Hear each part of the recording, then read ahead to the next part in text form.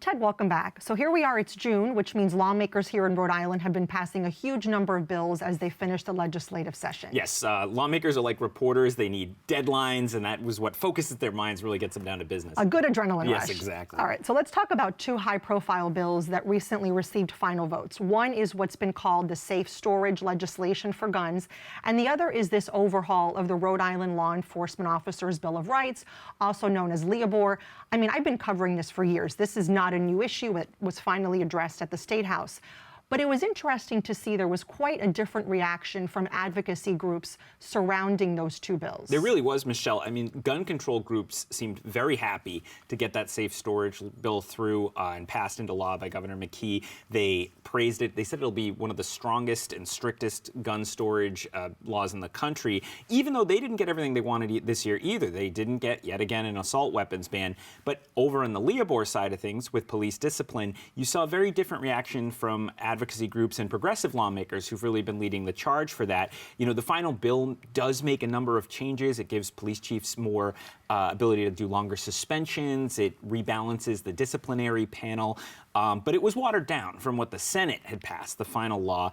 And you saw advocacy groups like Black Lives Matter say it wasn't strong enough. You had some progressives voting against it, again saying it's not strong enough. But among legislative leaders, they were just pleased to finally, as you say, take this issue had been lingering for years and take action. So an issue that popped up unexpectedly was this arcane change to a bank tax law that Citizens Bank has been pushing for.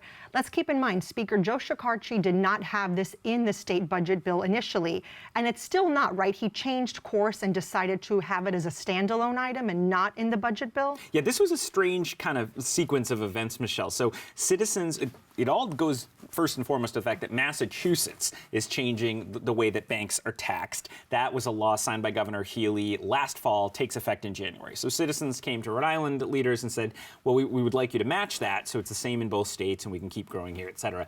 That's frankly the kind of pitch that usually works pretty well in Rhode Island lawmakers in my experience, but it became controversial. It got tied in with a property transaction Governor McKee was looking to do, and Shekarchi just felt it wasn't ready for prime time when the budget bill was done.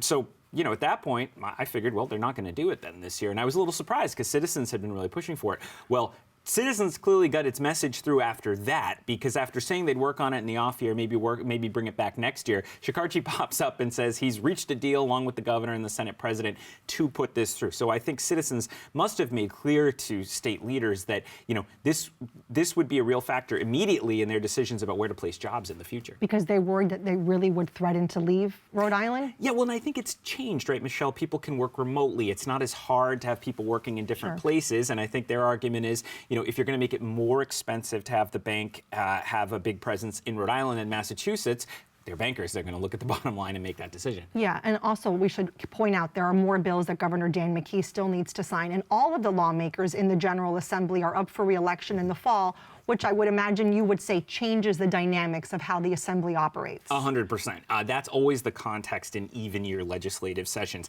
They don't want to take any controversial votes, at least any more than they have to. And, you know, most of the lawmakers will seek re-election. They don't want to do something that gets somebody mad and files to run against them if they can help it. So, you know, the hope is to get out of Dodge, file for re-election, and they all hope they're unopposed. Awesome. Thanks so much, Ted. Good to be here.